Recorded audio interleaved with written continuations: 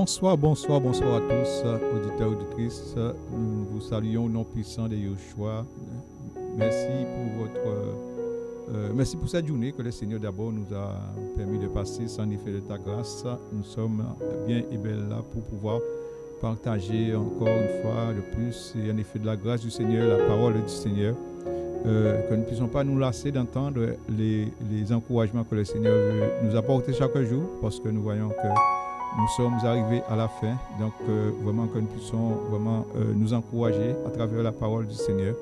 Il dit qu'il est beau et agréable pour des frères de demeurer ensemble, car c'est là que l'Éternel envoie la bénédiction, la vie pour l'éternité, au nom de Yeshua. Amen. Père, dans le nom de Yeshua Mashiach, nous venons pour te rendre grâce, pour te bénir, pour te dire merci Seigneur pour ta grâce, merci pour ta miséricorde. Tu as les entrailles de miséricorde à travers pour ton peuple, Seigneur, pour tes enfants. Merci pour ton amour, merci pour ce moment de ce que tu nous diriges dans toute la vérité, que ton nom seul soit béni, soit glorifié au nom puissant de Yeshua. Amen. Donc le Seigneur veut encore une fois de plus nous encourager, c'est tous les jours, le Seigneur veut nous encourager. Et parce qu'il nous dit c'est celui qui persévérera jusqu'à la fin qui sera sauvé, combien nous devons persévérer dans les voies du Seigneur au nom puissant de Yeshua. Donc que nous ne puissions pas nous lasser, mais tous les jours que nous puissions nous exhorter à travers la parole du Seigneur au nom puissant de Yeshua. Amen. Donc l'encouragement se trouve dans le livre de Ézéchiel chapitre 2.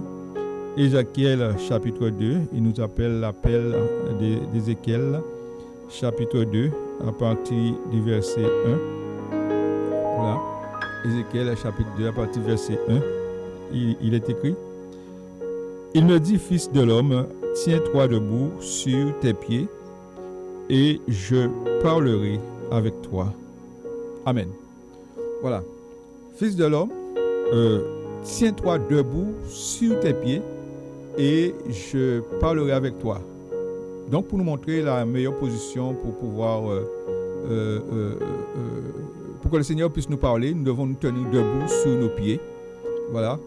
Et le pied a une très grande importance.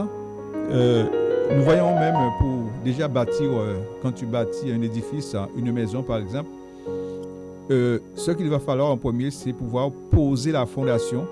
C'est donc la fondation qui va tenir tout l'édifice, toute la maison que tu vas bâtir sur cet fondement. Donc le Seigneur veut que nous puissions nous tenir debout sous nos pieds, parce que si on ne se tient pas debout sous nos pieds, comment le Seigneur pourra bâtir sur nous? Parce que vous savez que un peu de sommeil, un peu de croiser les bois, et la pauvreté nous surprendra. Donc le Seigneur ne veut pas que nous restons couchés, que nous dormons comme les autres, mais que nous tenons debout sur nos pieds. Et là, le Seigneur, et nous sommes en position que le Seigneur puisse encore nous parler, nous exhorter au nom puissant de Yeshua. Il me dit, fils de l'homme, tiens-toi debout sur tes pieds et je parlerai avec toi. Donc mon ami, si tu veux que le Seigneur parle avec toi, tu dois te tenir debout sur tes pieds. C'est-à-dire que tu dois aussi prendre position pour le Mashiach. Tu dois te positionner, voilà, et que le Mashiach puisse te parler. Parce que nous savons que le Mashiach a déjà fait sa part. Il a quitté son trône de gloire et il est venu jusqu'ici-bas pour nous parler, pour nous donner le message de la réconciliation. Donc c'est à nous aujourd'hui de nous tenir debout sous nos pieds afin que le Mashiach puisse nous parler, pour qu'il puisse bâtir sa maison.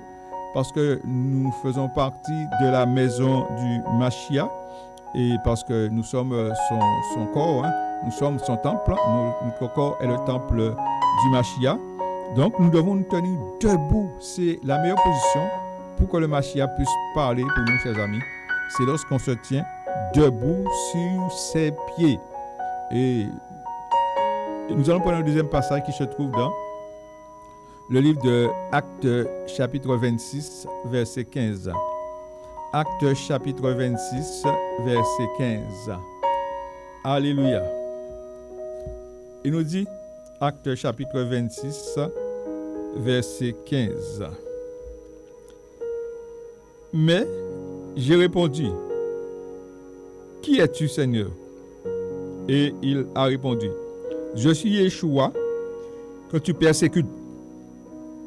Mais lève-toi et tiens-toi sur tes pieds, car je te suis apparu pour t'établir serviteur et témoin des choses que tu as vues et de celles pour laquelle je t'apparaîtrai. Je t'ai arraché du milieu de ce peuple et des nations vers qui je t'envoie maintenant pour ouvrir leurs yeux afin qu'ils se tournent des ténèbres vers la lumière et de l'autorité de Satan vers Elohim, afin que par la foi qu'ils auront en moi, ils recevront le pardon de leurs péchés et qu'ils aient part aux héritages des saints. Amen. Voilà, donc nous savons que c'est la vie de Paul, hein, là où le Seigneur l'a arrêté sur le chemin de Damas. Donc Paul c'est considéré mort, prisonnier, et c'est là où le Seigneur vient pour parler à Paul. Il l'arrête sur le chemin de Damas et il lui demande de se lever, donc de se positionner, parce que le Seigneur voulait l'arrêter pour qu'il soit un messager. Voilà. Et nous sommes à bien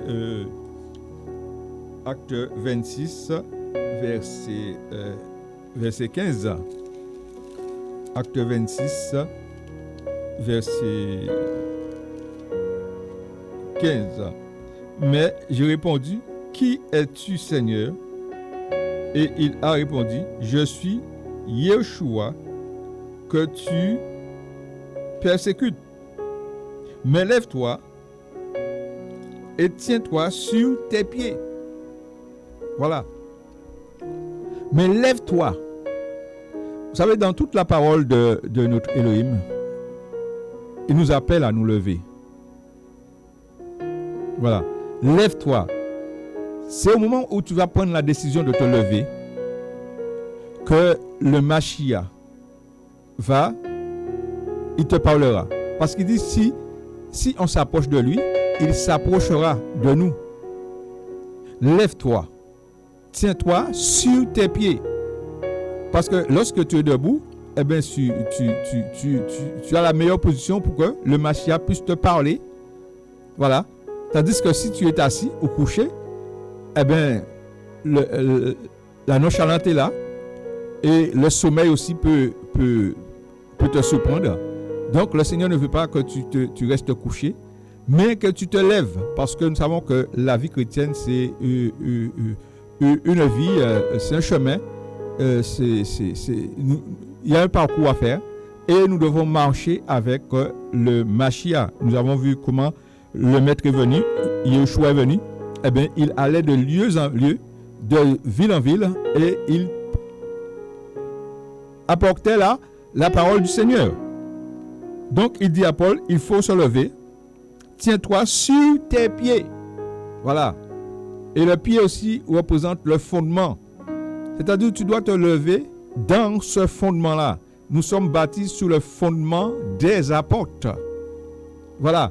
Et Paul le dit si bien qu'il nous a fait connaître tout le conseil d'Élohim. Voilà. Donc, lorsque tu te lèves, eh bien, tu dois te lever dans ce fondement. Les actes des apôtres. Voilà. Et ce fondement ne peut pas être ébranlé. Parce que Paul nous a fait connaître tout le conseil d'Élohim sans rien nous cacher. Tous les points sont dedans. Donc, celui qui se lève, eh bien, il se lève dans la méditation de la parole d'Élohim. Comme le Seigneur disait à Josué, hein, fortifie-toi seulement que celui de la loi ne s'éloigne point de ta bouche. Médite-le jour et nuit, afin que tu réussisses dans tout ce que tu entreprendras. Donc nous croyons sans la parole, eh bien on ne peut pas se lever. Merci Seigneur. On a besoin de la parole pour se lever. Voilà, on a besoin de l'éclairage parce que le but de la parole c'est de nous ouvrir les yeux. Parce qu'un aveugle, qu'est-ce qu'il fait? Eh bien, il reste assis. il ne peut pas avancer, il ne peut pas marcher, l'aveugle ne peut pas marcher, il a besoin de guide. Et la parole est venue en tant que nous sommes aveugles, parce que le monde entier est aveugle. Il est venu comme lumière pour pouvoir nous éclairer, pour que nous puissions marcher dans ce chemin. Comme dit le psaume 119, verset 105, « Car ta parole est une lumière sous nos sentiers. » Comment le jeune homme rendra-t-il pur son sentier? C'est en dirigeant ses pas selon la loi d'Élohim. Voilà. Donc, il y a une marche. Nous sommes appelés à marcher. Et souvent, celui qui est aveugle spirituellement, il est assis. C'est-à-dire, il n'arrive pas à prendre position pour le Mashiach. Il ne peut pas. Parce que nous savons très bien que la chair est en opposition aux choses d'Élohim. Donc, le Seigneur veut que tu te lèves. Voilà. Parce qu'il a déjà fait sa part. Il dit, tout est accompli. Alors, c'est à toi aujourd'hui, mon ami, de te lever et d'aller vers Yeshua et qu'il puisse bâtir sa maison. Parce qu'il a fait de toi sa maison. Regardez le livre Ésaïe 60. C'est un encouragement que le Seigneur veut nous donner en ce jour afin que nous puissions nous lever, parce qu'il ne viendrait pas chercher une église tiède, une église qui est dans la mort, mais une église qui s'est levée et qui fait l'œuvre du Mashiach. Il nous dit, Ésaïe 60, verset 1, « Lève-toi, sois illuminé, car ta lumière arrive et la gloire de Yahweh se lève sur toi. » Voilà. Lève-toi, sois illuminé. Vous voyez comment il dit à Jérémie de se lever. Et là, je te parlerai. Eh bien, lorsque tu te lèves, eh bien, le but de la parole, le but d'Élohim, de Yeshua, c'est de nous illuminer. Illuminer nos yeux. C'est d'enlever l'aveuglement à nos yeux, parce que le péché nous rend aveugles et nous met assis dans un lieu. Voilà. Or, Yeshua ordonne à ses disciples d'aller de ville en ville, de ville en village, de prêcher sa parole. Tandis que celui qui n'est pas illuminé, eh bien, il reste assis. Et le Seigneur nous dit que la pauvreté nous surprendra. Le Seigneur ne veut pas, surtout dans ce temps que nous vivons, ce temps de la faim, ce temps de toutes sortes de virus, eh bien, nous puissions nous lever et faire le travail du maître. Voilà. Lève-toi, sois illuminé. Voilà. Donc, celui qui n'est pas illuminé ne peut pas se lever. Alléluia. Prenons le livre de Daniel, chapitre 10, verset 11. Daniel, chapitre 10, verset 11. Le combat du monde spirituel. Daniel, chapitre 10, verset 11. Puis il me dit, Daniel, homme aimé d'Élohim, sois attentif aux paroles que je vais te dire, et tiens-toi debout à la place où tu es, car je suis maintenant envoyé vers toi. Lorsqu'il m'a ainsi parlé, je me tiens debout en tremblant. Et il me dit, ne crains rien, Daniel, car dès le premier jour où tu as appliqué ton cœur à comprendre et à t'humilier devant ton Élohim, tes paroles ont été exaucées, et c'est à cause de tes paroles que je viens. Alléluia. On reprend dans Daniel 10, verset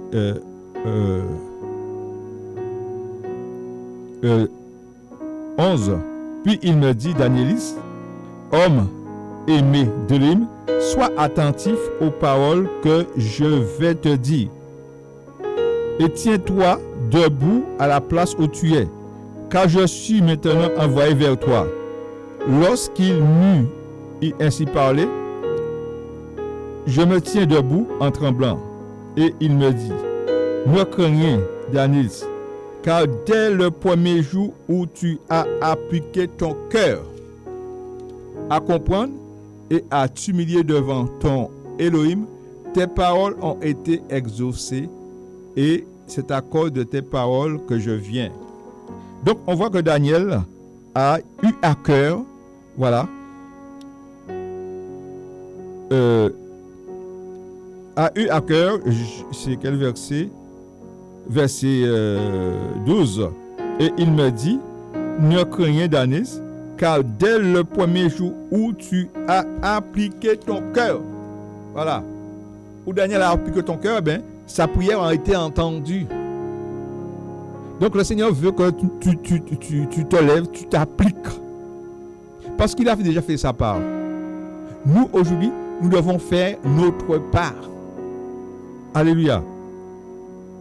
C'est à nous aujourd'hui de faire notre part. Donc nous voyons qu'en toute la Bible, le Seigneur demande à son peuple, à ses enfants, à ses serviteurs, de se lever.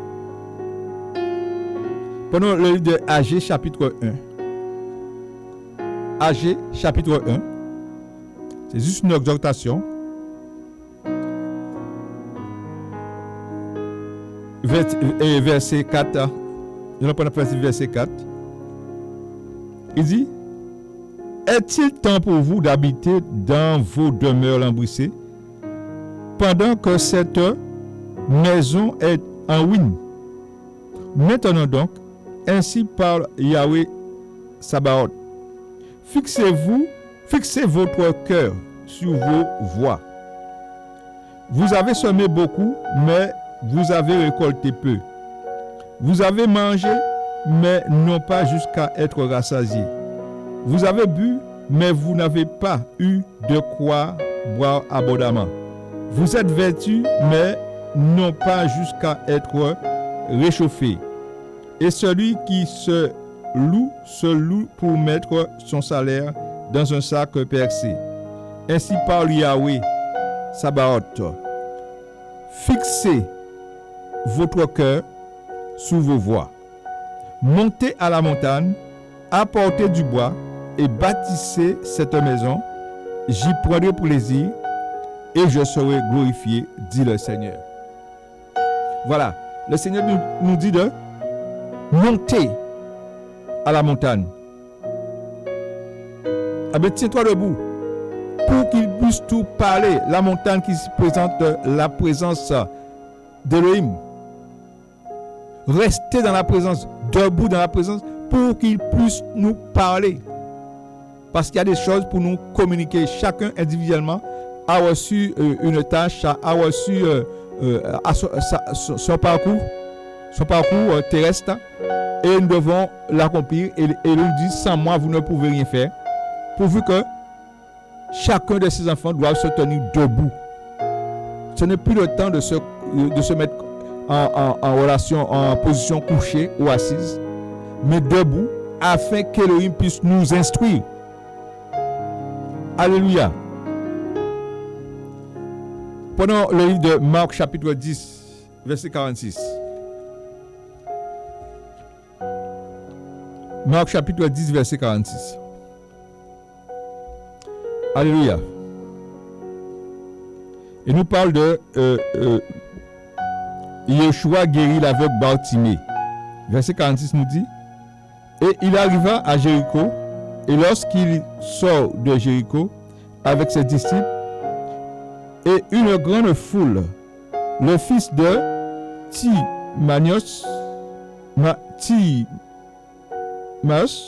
Bartimaeus, l'aveugle, était assis au bord du chemin, demandant l'aumône. Et apprenant que c'était Yeshua le Nazaréen,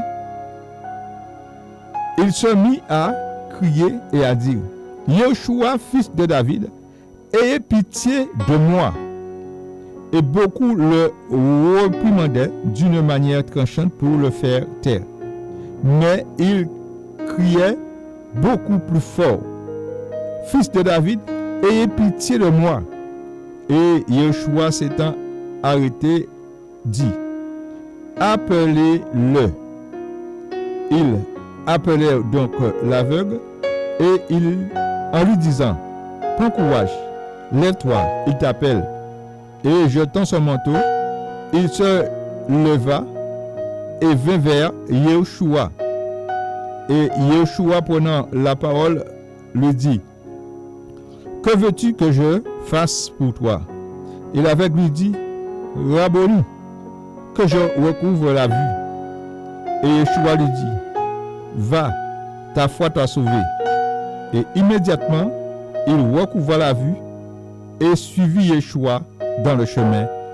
Amen. Alléluia. Pour nous montrer comment Yeshua a déjà fait sa part, il a dit que tout est accompli. Le salut est à proximité de nous aujourd'hui, à proximité de nos cœurs aujourd'hui. Mais qu'est-ce que Yeshua veut que tu fasses? Que tu te lèves et que tu te saisis de la vie éternelle. Saisissez-vous de la vie éternelle pendant que la vie éternelle est encore là, chers amis. Et nous voyons le cas de Bartimée. Bartimée l'aveugle. C'est le cas du monde aujourd'hui. Le monde aujourd'hui qui est assis au bord du chemin. Voilà. À cause du péché. Voilà. À cause du péché. Voilà. Et verset 41 nous dit, et en passant, et en apprenant que c'était Yeshua, le Nazaréen, il se mit à crier et à dire, Yeshua, fils de David, ayez pitié de moi.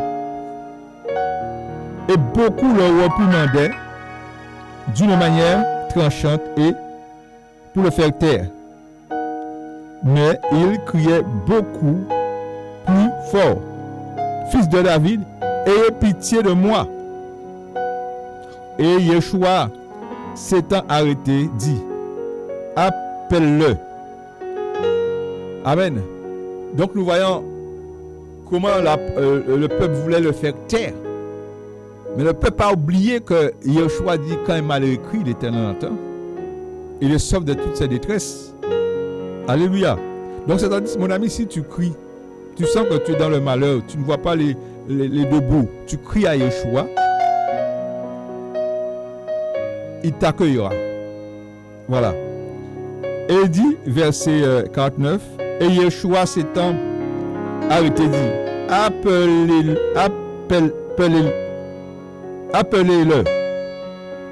Il appelait donc l'aveugle et il dit, prends courage, lève-toi, il t'appelle. Alléluia. Donc on voit que cet homme, malgré il était aveugle, mais il devait se lever pour recevoir la bénédiction. Parce que Yeshua a tout accompli. Lève-toi, il t'appelle. Et Yeshua sait très bien qu'il est aveugle. Mais il dit, lève-toi. Pourvu que le salut passe devant ton cœur ce soir, maintenant, à un moment quand tu entends ce message. Mais le Seigneur veut que tu te lèves et que tu te saisisses de la vie éternelle qui est en train de passer devant toi, qui frappe à ta porte. Je me tiens à la porte, dit le Seigneur, je frappe. Si quelqu'un entend et ouvre, j'entrerai, je souperai avec lui et lui avec moi. Alléluia.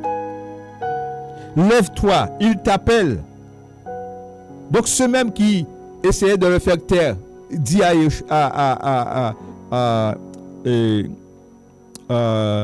Bartimée, lève-toi, il t'appelle. Vous voyez? Lève-toi, il t'appelle. Et jetant son manteau. Vous voyez?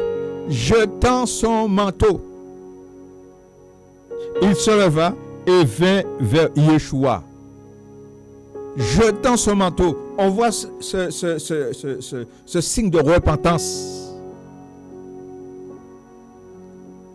C'est ça, souvent, le péché. Le péché souvent, est comme un manteau.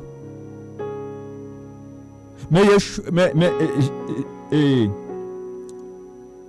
comment il s'appelle? Bartimée l'aveugle jeta le manteau. Symbole du péché. Alléluia. Pour recevoir sa grâce, pour recevoir son pardon. Et Yeshua, prenant la parole, lui dit, que veux-tu que je fasse pour toi? Et l'aveugle lui dit, Rabboni, que je retrouve la vue. Et Yeshua lui dit, va, ta foi t'a sauvé. Et immédiatement, il retrouva la vue et suivit Yeshua dans le chemin. Alléluia. Donc nous voyons pourquoi beaucoup de personnes ne veulent pas suivre Yeshua. Parce qu'ils sont dans l'aveuglement. C'est pourquoi Yeshua dit que personne ne peut venir au Fils si le Père auparavant ne l'a pas, il n'a pas reçu le témoignage du Père. Vous voyez? Et c'est pourquoi Yeshua est venu, pour éclairer ce peuple, ce monde qui est dans les ténèbres, ce monde qui est assis au bord du chemin comme Bartimée. Chers amis, Elohim a tant aimé le monde qu'il a donné son Fils unique, afin que quiconque croise en lui ne périsse point, mais qu'il ait la vie éternelle. Pourvu, mon ami, que tu te lèves et que tu ailles vers Yeshua. Voilà. Lève-toi. Lève-toi car ta lumière arrive. Parce que la fin de toutes choses est proche. C'est le temps de se lever. Réveille-toi, toi qui dors. Réveille-toi dans tous les morts et le Mashiach t'éclairera. Voilà. Et le message que le Seigneur a donné à ses messagers, c'est la résurrection. Voilà. Un message pour te ressusciter. Un message pour t'éclairer. Alléluia. Afin que tu puisses te lever et marcher. Et Yeshua et comment il s'appelle? Pas Bartimée.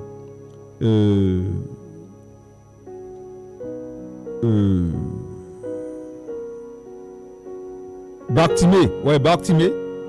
Eh bien, recouvra la vue et qu'est-ce qu'il fait? Il suiva Yeshua dans le chemin. Nous savons que Yeshua est le chemin. C'est pourquoi le but de la parole, c'est de... Il nous donne le discernement des esprits, pour que nous puissions comprendre les choses. Parce qu'il y a beaucoup de personnes qui sont dans l'aveuglement spirituel. Voilà. Et même de ceux qui parlent de Yeshua, mais ils sont encore assis. Mais Yeshua te demande de te lever. Et lorsque tu te lèves, eh bien, tu te positionnes. Alléluia.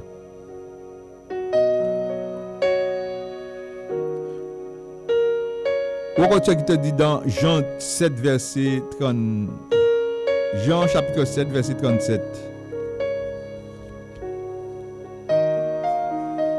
Jean chapitre 7, verset 37. Or, au dernier jour, le grand jour de la fête, Yeshua se tenant debout, s'écria, si quelqu'un a soif, qu'il vienne à moi et qu'il boive. Celui qui croit en moi, selon ce que l'Écriture a dit, des fleuves d'eau vive couleront de son ventre. Amen. Le dernier jour, qu'est-ce qu'il dit? Si quelqu'un, Yeshua se tenant debout, s'écria, si quelqu'un a soif quoi? A soif le vivre, a soif de Yeshua, qui est la parole lui-même, eh bien qu'il se lève, qu'il vienne à moi. Pourquoi? Parce que Yeshua a quitté ton trône de gloire, il est venu vers nous. Ce n'est pas nous qui l'avons choisi, mais il est venu vers nous. Il est venu vers ce monde. Il a manifesté son amour pour ce monde. Donc c'est à toi, mon ami, de te lever et d'aller vers Yeshua. Si tu as soif, bien sûr. Alléluia. Lève-toi. Si quelqu'un a soif, qu'il vienne à moi et qu'il boive. Il faut aller vers la bonne personne de Yeshua Mashiach. Il ne t'a pas dit d'aller vers une assemblée, vers un bishop. Il te dit, venez, qu'ils viennent vers moi. Venez à moi, vous tous qui êtes fatigués et chargés. Mais pour venir, il faut te lever, il faut que tu ailles. Un jour, le Seigneur dit à Jérémie, descends sous le potier et là, je t'enseignerai. Mais il faut que Jérémie se lève et aille. Mais quand tu te lèves et que tu ailles vers Yeshua, eh bien, il t'enseigne. Alléluia. Et encore ce qu'il nous dit, Jean chapitre 6, verset 37. Jean 6, 37. Il dit, tout ce que me donne le Père viendra à moi. Et celui qui vient à moi, je ne le mettrai pas dehors. Alléluia. Quelle grâce. Quel amour. Tout ce que le Père lui a donné viendra à lui. Et celui qui vient à lui, il ne le mettra pas dehors. Donc mon ami, si tu as ce désir dans ton cœur d'aller vers lui, c'est lui-même qui met le vouloir et le faire en toi, en nous, en l'homme, dans le cœur de l'homme. Il te dit, il ne te mettra pas dehors. Il ne mettra pas dehors celui qui vient à lui. Pour te montrer que le salut est d'une manière individuelle. Si durant ton vivant, tu prends la décision d'aller vers Yeshua par la foi, eh bien tu souperas avec lui le jour de noces. Ou quand tu mourras, tu seras dans sa présence. Mais rassure-toi, durant ton éternité, durant ton passage sur terre, que tu connais réellement Yeshua, que tu as été vers lui. C'est-à-dire quand tu mourras, il viendra vers toi. Ou bien, pour l'enlèvement, il viendra te chercher. Mais l'homme, tout homme qui veut entrer dans la présence d'Élohim doit se lever et d'aller vers lui. Parce qu'il a déjà fait sa part. Alléluia. Regarde ce qu'il nous dit. 1 Jean chapitre 5 verset 19.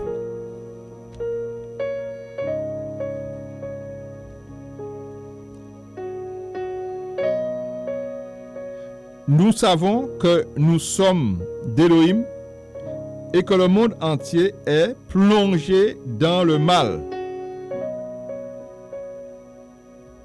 Je reprends.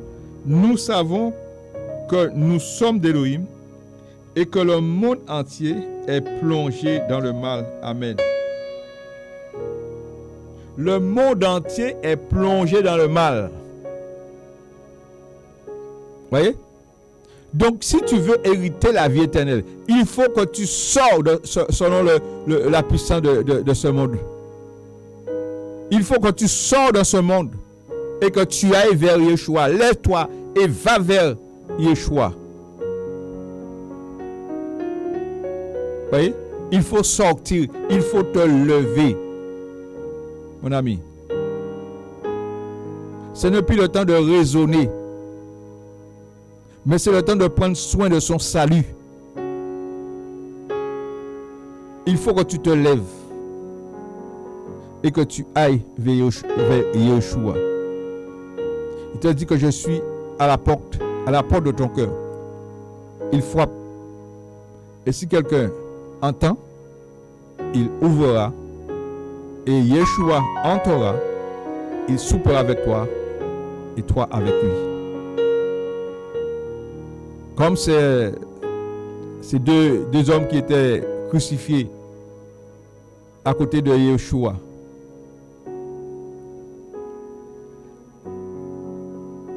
L'un des malfaiteurs disait, n'es-tu pas le Mashiach? Descends de la croix et sauve-nous. L'autre dit, toi qui subis la même condamnation, ne te crains-tu pas, Elohim? Il dit à Yeshua, souviens-toi de moi quand tu seras dans ton règne.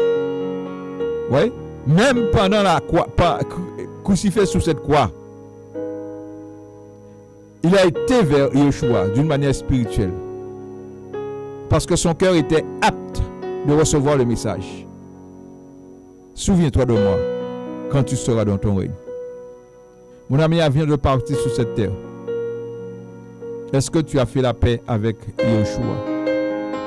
Est-ce que tu l'as dit, souviens-toi de toi quand il viendra dans son règne? C'est le temps de faire la paix avec le Seigneur. Vraiment que le Seigneur nous bénisse, que le Seigneur nous fasse grâce. C'est le temps de s'habiller. Prends soin de ton salut. Parce que Yeshua a tout accompli. Aujourd'hui, c'est à toi, mon ami, de venir. Parce que Yeshua est en train de t'inviter aux noces. Aux noces de l'agneau. Donc, que vraiment le Seigneur te bénisse. Que le Seigneur te fasse grâce. Au nom puissant de Yeshua. Et prends la bonne décision, mon ami. Décide-toi. Et que l'Élohim te bénisse. Amen.